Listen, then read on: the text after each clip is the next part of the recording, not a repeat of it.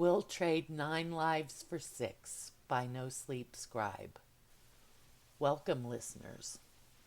Tonight's story is about what happens when cruelty is treated as harmless, when silence is mistaken for weakness, and when adults fail to protect a child.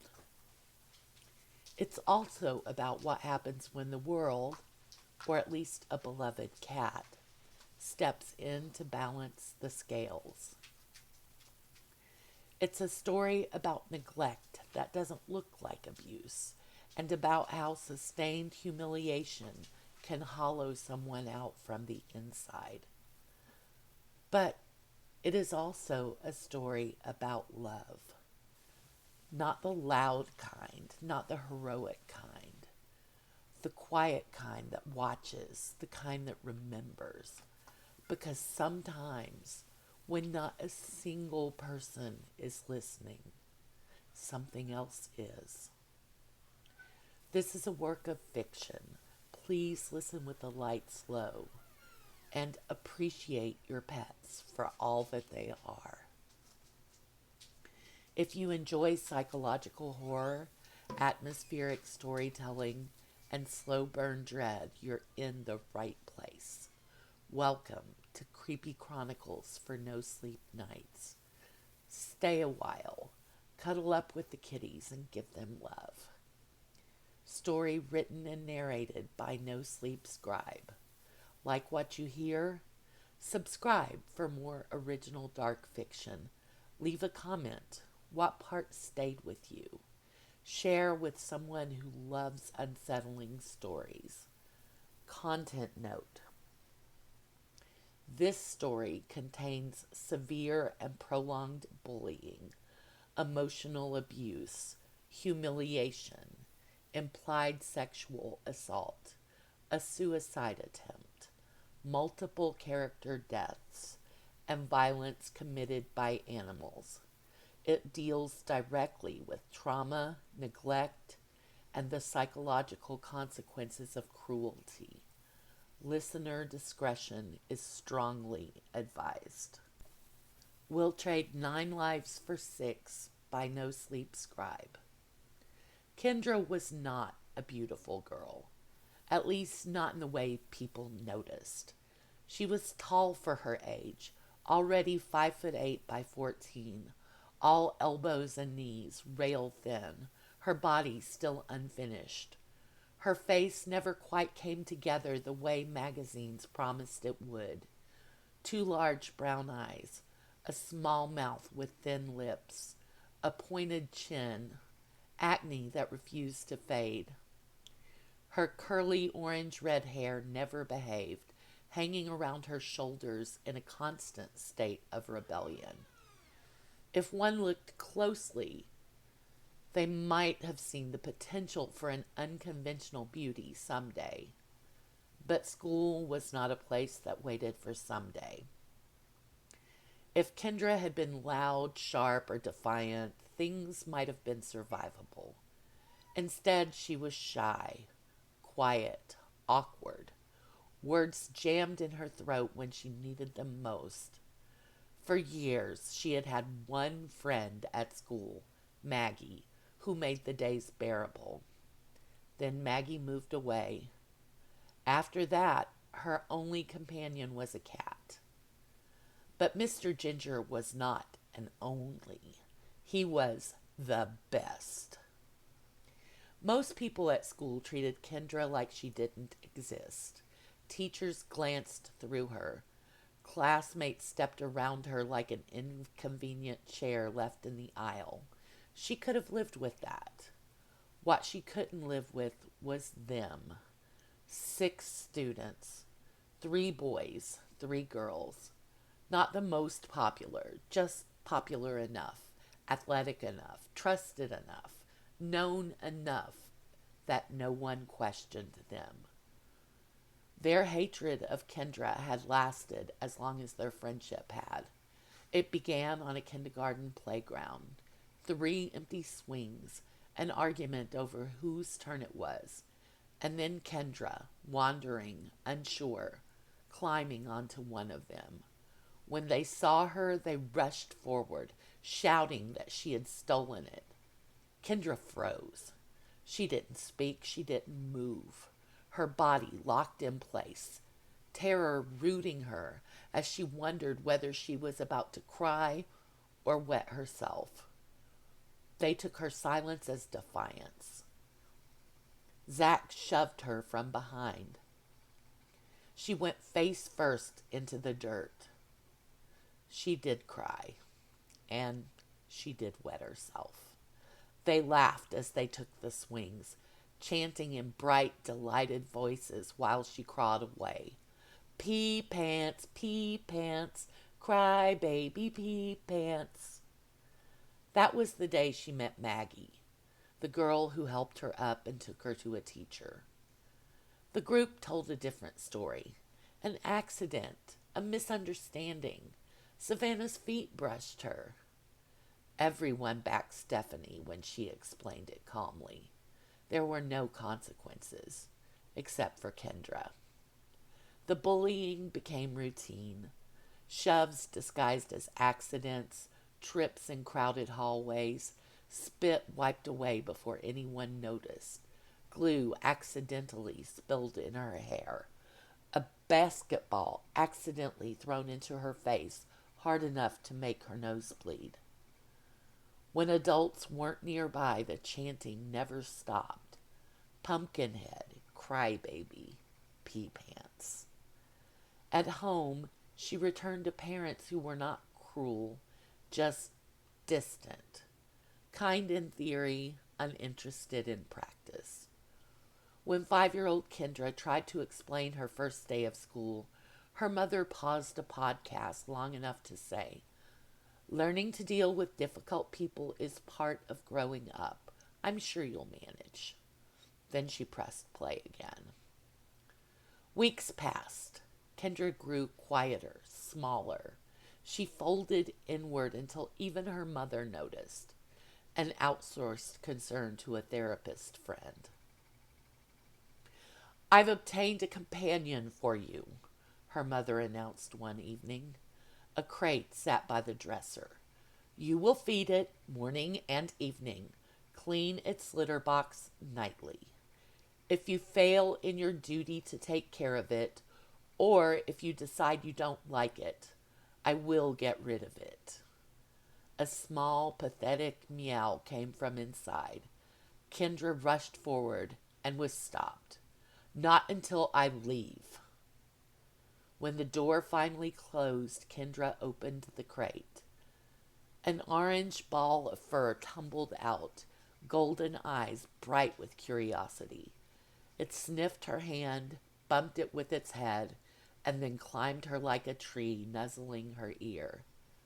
Kendra laughed, her first real laugh since kindergarten began. She didn't even mind the tiny sharp claws polka dotting her skin.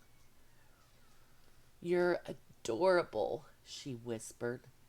"Ginger." At dinner, she found out that Ginger was a boy. So Mr. Ginger became his new revised name. From that day on, Mr. Ginger was her world. He slept curled against her chest, waited outside the bathroom door, ignored her parents completely. She told him everything. Every shove, every whisper, every humiliation. And he listened while slowly blinking his love to her. Their bond was unbreakable. They made each other feel safe and cherished. Years passed. By 9th grade, the bullying had become precise, methodical. No shouting, no obvious cruelty, just careful timing, perfect deniability. Zach used his size.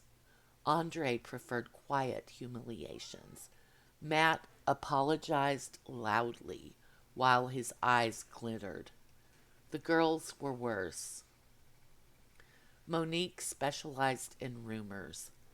Savannah sang insults softly as she passed. Stephanie watched and explained everything away when adults asked questions. Together, they isolated Kendra completely. They treated her suffering like a shared hobby, like it belonged to them. Eventually, they got bored. Zach was the one who said it first, of course. We should end this. They planned it carefully. Stephanie softened the ground with concern. Monique spread believable lies. Andre and Matt learned Kendra's routines. Savannah ensured witnesses were close enough to hear, but not intervene. And Zach handled Kendra. It happened after school, in the older wing where the lights buzzed and no one bothered fixing them. Zach blocked her path. "Hey," he said pleasantly, "you dropped something." She froze. Her body always betrayed her first. Behind him, the others closed in. Not tight, not obvious, just enough. Andre flicked the bathroom door open. "Go on," he said, "before you have an accident." They laughed. Not loudly, not yet. Inside the bathroom, Zach shoved her forward, hard enough that she stumbled into the sinks. Her hands slapped wet porcelain. Her heart pounded so violently she thought it might tear free. "Don't," she whispered. Zach leaned close. "You've been pissing yourself your whole life," he said calmly. "Might as well do it on purpose for once." Matt held the door closed. What followed wasn't a single act, but a pile-on, each of them contributing something small, precise, deniable. Zach tipped a bottle of water over her head, soaking her shirt and hair. "Oops." Monique wrinkled her nose dramatically. "Ew, I smell her already." Savannah began the chant, soft and sing-song. "Piss pot, piss pot." Andre kicked her backpack across the tile, spilling its contents into the puddle at her feet. Stephanie stood by the mirror, watching Kendra's reflection crumble, her voice calm when she said, "Look at her.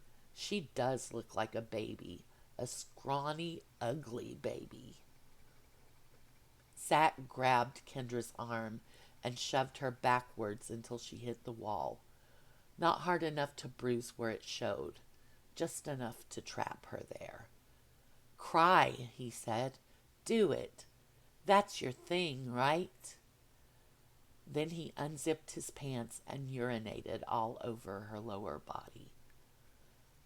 Kendra slid down the wall, sobbing, shaking, humiliation flooding through her so completely it felt physical. Her breath came in broken gasps. Her face burned. The world narrowed to the sound of their laughter echoing off tile. Zach zipped his pants up and crouched in front of her, lowering his voice so only she could hear.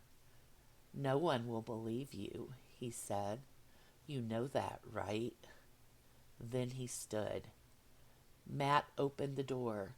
Savannah peeked into the hall. Clear. They left her there, urine-soaked, shaking, surrounded by her ruined things. By the time a janitor found her nearly an hour later, she couldn't speak. She couldn't even look up. Kendra's mother sniffed disgustedly when she picked up her nearly catatonic daughter.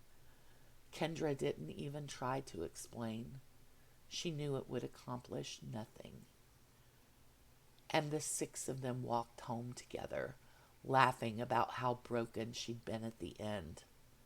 Zach said, "That's probably the last time we'll see her." He was smiling when he said it. At home, Kendra showered.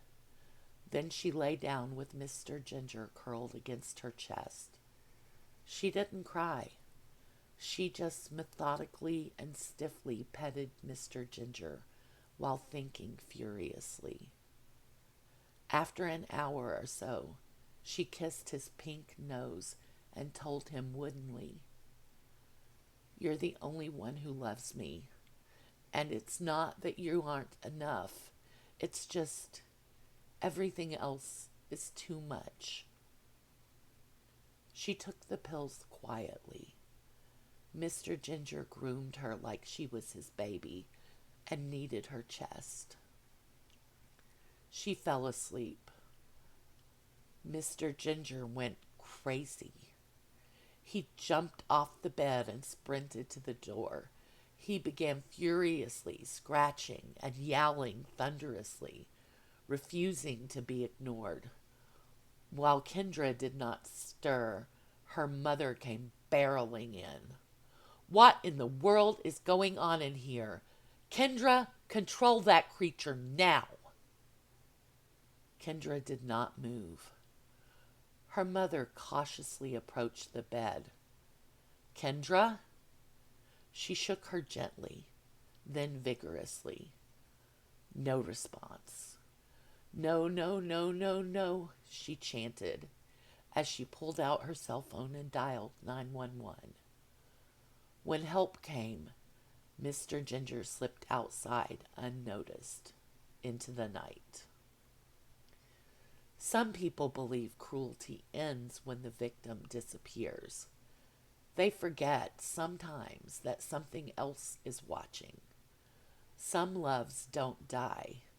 They do whatever it takes to make the world a safe place. Andre hated chores.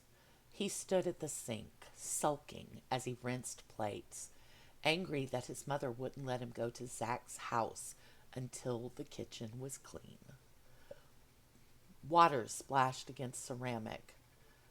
The dishwasher hummed quietly behind him. Something moved at the window. Andre jumped, heart stuttering, and sloshed water across the floor. Outside, clinging to the window screen, was a large orange cat. It stared at him. Andre laughed, uneasy. "You scared the crap out of me, jerk." He turned back to the sink. He didn't notice the puddle spreading beneath his bare feet. He didn't register the weight of the butcher knife still clenched in his hand. When the cat yowled, loud and sudden, Andre startled. His foot slid. His balance went. Pain exploded as his head struck the kitchen island. His arm flung out instinctively, the knife angled wrong, impossibly wrong, as gravity finished the job. By the time Andre stopped twitching, the kitchen was quiet again. The cat detached his claws from the screen, landed lightly, and padded away into the dark, purring softly. The next morning, classes were canceled. Mental health professionals waited in the halls. Teachers spoke in hushed voices. The news spread quickly. Andre was dead. Kendra was in a coma. Meanwhile, Kendra's parents sat together on the couch, stunned. Her mother wiped her eyes and said, "We need to put up signs for that stupid creature. If Kendra wakes and he's still gone." Her husband nodded. "I'll do it before we go to the hospital." Elsewhere, the orange cat slept curled inside a discarded bike helmet, utterly at peace. The next afternoon, the remaining 5 walked home together. "This is stupid," Zach muttered. "Accidents happen." "Maybe it's karma," Monique said quietly. Matt laughed. "If that's true, I'm doing a good deed right now." He stepped toward a ginger cat pacing along the road. "Come here, kitty. Come let me save you so you can help save me." He smiled and reached a hand towards the friendly appearing cat. "Hey, I love you guys. but gotta keep myself safe first. The cat circled him. Matt crouched, smirking, back turned to traffic. The claws came fast, a flash of orange lightning across both his eyes. Matt screamed once, lost his balance, fell backwards into the road, just as an oncoming car was passing by. The others didn't notice the blood on them at first. They didn't notice the cat darting away, tail high. They just noticed the body of their friend, and they screamed.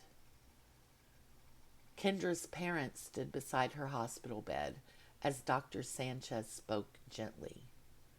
She's stable, the doctor said, still in a coma, but the last couple of hours have been encouraging. School closed again. The three girls gathered at Monique's house that day, thunder rattling the windows.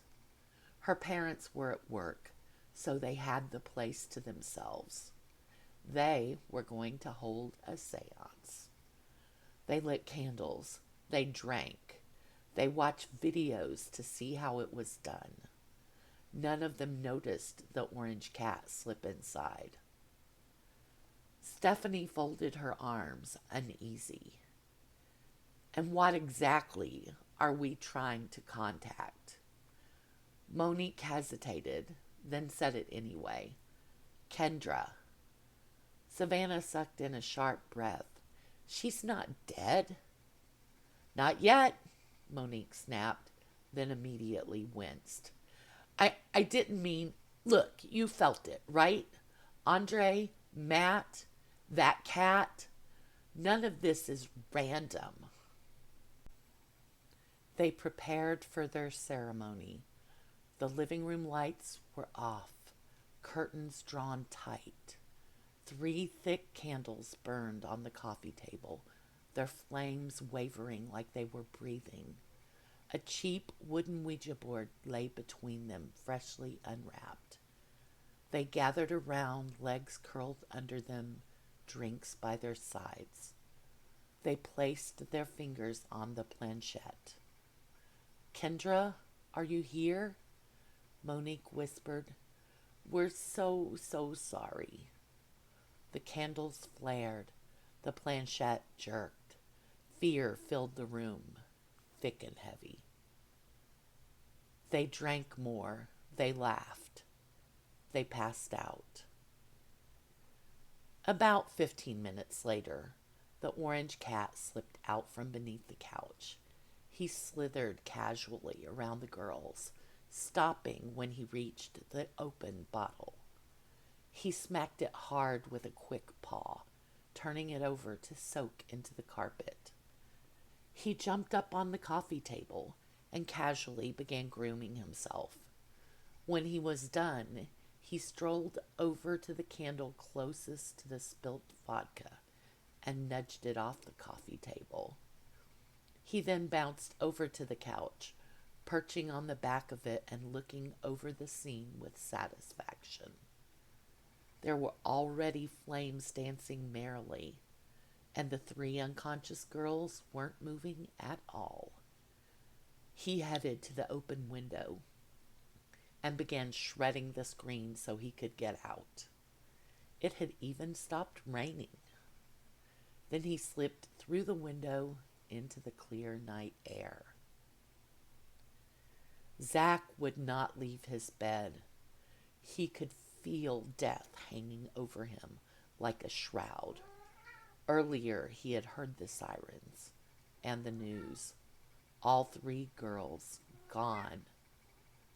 His heartbeat boomed so hard, each beat caused a throb of pain in his temples. His breathing was shuddering and shaky. Fear coated the back of his tongue like syrup. His conscience screamed at him for what he did to Kendra. I'm next. I'm all that's left. I'm next.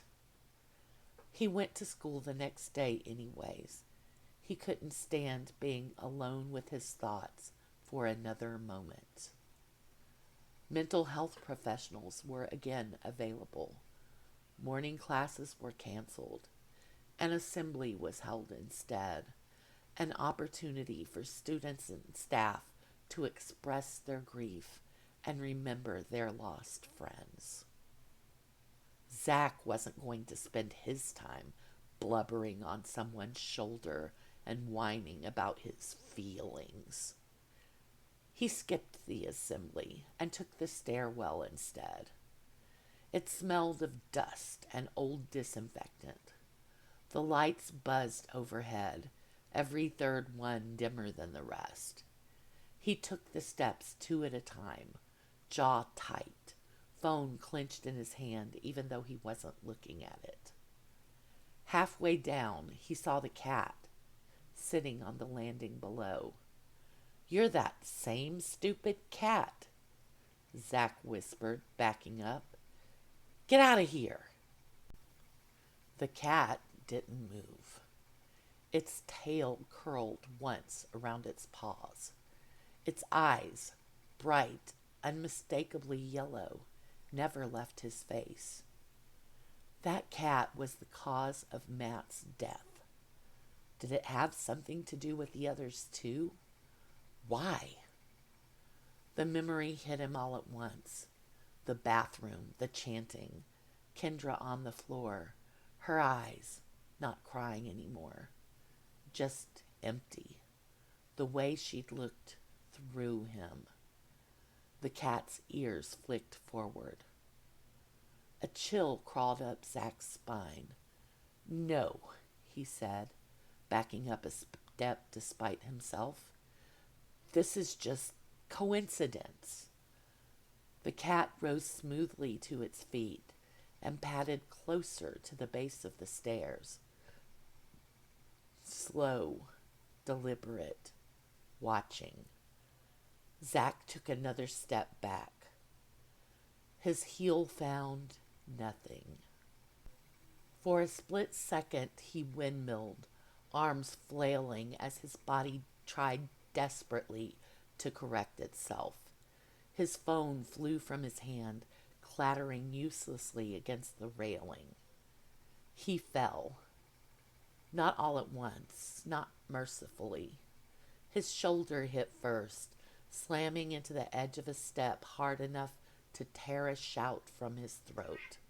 Momentum carried him forward, his body twisting, his back striking concrete again and again as he tumbled down the remaining stairs. Something snapped, wet and internal, and white-hot pain exploded through his leg. He landed at the bottom in a heap, breath punched from his lungs, the world ringing like a struck bell.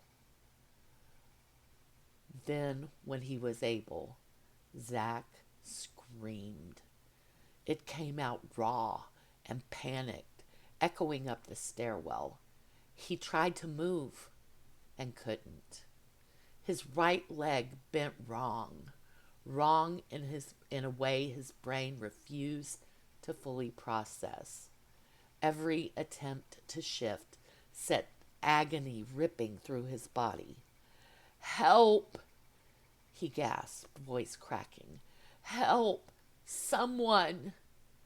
He dragged his head up, tears blurring his vision. The cat sat at the edge of the landing above him now, looking down, watching. Its head tilted slightly, the way cats do when they're curious, when they're assessing. "No," Zach whispered. "Please." The cat didn't blink. Zach's chest burned as he struggled to breathe. His ribs screamed with every shallow inhale. Blood trickled warm along his temple, dripping onto the concrete beside his cheek. The cat slowly slinked towards him. "You did this," he croaked, hysterical now. "This is your fault. You're just a stupid animal. The cat's tail flicked once. He continued forward until he was standing over Zach's face. Zach felt something shift inside his chest, pressure building, breath growing harder to draw. His vision narrowed at the edges. Panic surged, wild and helpless. Kendra, he whispered without meaning to. The cat's eyes narrowed. He let loose a hot, stinking stream of urine that jetted into Zach's face, streaming down his eyes and pooling in his mouth. A deep, vibrating sound rolled through the stairwell, not loud, but unmistakable. A purr. Then the cat turned away. Its paws made no sound as it padded down the stairs, orange fur disappearing into shadow. The door at the bottom creaked faintly as it nudged it open and slipped through. Zach was alone. He lay there, sobbing, every breath a fight, the pain relentless and unyielding. Minutes passed, or maybe longer. The lights buzzed overhead, indifferent. By the time someone finally found him, his voice was gone, and all Zach could do as darkness crept in was stare at the empty stairs and know, too late, that something had seen his fall and decided he deserved the landing. Miles away, in a hospital room washed in sterile white, Kendra's fingers twitched. Her parents were at her bedside, in quiet conversation with Dr. Sanchez. Her mother's text notification sounded. She murmured, "Excuse me," to the doctor and checked her message. She laughed happily. "I can't believe it. Mrs. Patel next door just saw that cat walk right up our driveway, hop into one of the chairs on the porch, and go to sleep." And somewhere deep inside Kendra, wrapped in quiet, guarded warmth, something finally felt safe enough to open its eyes. Sometimes love doesn't need words or permission. It just needs to be by your side and to make your world a safe, happy place to be in.